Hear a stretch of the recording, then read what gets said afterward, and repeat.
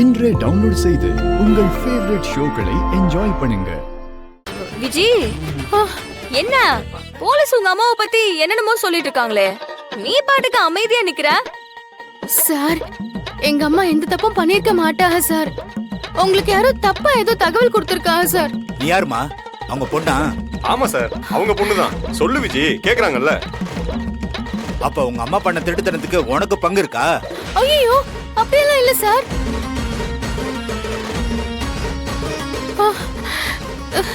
இவ நீ என்ன சொல்ல போற? இவங்க உன் அம்மாவே இல்லைன்னு சொல்ல போறியா? அதெல்லாம் யாரும் நம்ப மாட்டாங்க. இவங்க அம்மா தான் சார். ஆனா இவங்க பண்ண எந்த தப்புக்கும் நான் காரணம் இல்ல. அதுக்கும் எனக்கும் எந்த சம்பந்தமும் இல்ல சார். அத பத்திலாம் எனக்கு சத்தியமா எதுவுமே தெரியாது சார். ஓஹோ. ஐயோ, அவங்க செஞ்ச தப்புக்கு என்ன தண்டிச்சிடாதே சார். பாரு, நடிக்க ஆரம்பிச்சிட்டா.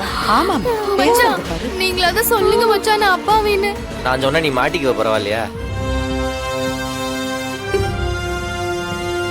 அப்பாவியா? நீ என்னெல்லாம் வேலை பண்ணிருக்கன்னு எடுத்து விளாவரியா சொல்லவா?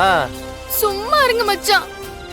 நீங்க இத காரணம் காட்டி என்னை மொத்தமா மாட்டி விட பாக்குறீங்களா? மாமா, நீங்களாவது கொஞ்சம் சொல்லுங்க மாமா. அம்மா பண்ண தப்புக்கும் எனக்கும் எந்த சம்பந்தமும் இல்ல மாமா.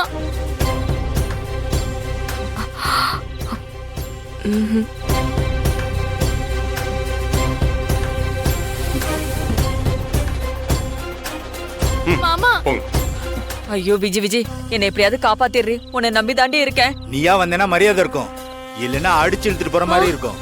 எது வசதி? அட என்னம்மா, கிளம்புங்க. அதான் கூப்பிடுறாங்கல்ல. போங்க போங்க போங்க போங்க போங்க போங்க. பத்திரமா போயிட்டு சார், வாங்க அவங்க பாவம் சார், விட்டுறாதீங்க. விஜி,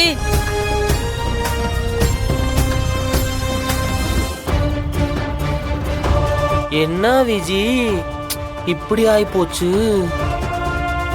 இந்த வீட்டுல சப்போர்ட் ஆடுறது உங்க அம்மா மட்டும்தான். இப்ப அவங்களும் இல்ல கம்பி என்ன போறாங்க. ஐயோ விஜி, நீ உன்னை மறந்துட்ட பாரு. சீக்கிரம் போய் உனக்கு அங்க ஒரு துண்டு போட்டு வச்சுக்கோ. அவளும் அங்க போற மாதிரி வரும்ல மாறா. இல்ல நம்ம துண்டு எடுத்துட்டு போயிட்டான்னா ரொம்பவே எனக்கு கஷ்டமா இருக்கு. நான் போய் தூங்குறேன். போலாமா? பாய் விஜி. பாய்.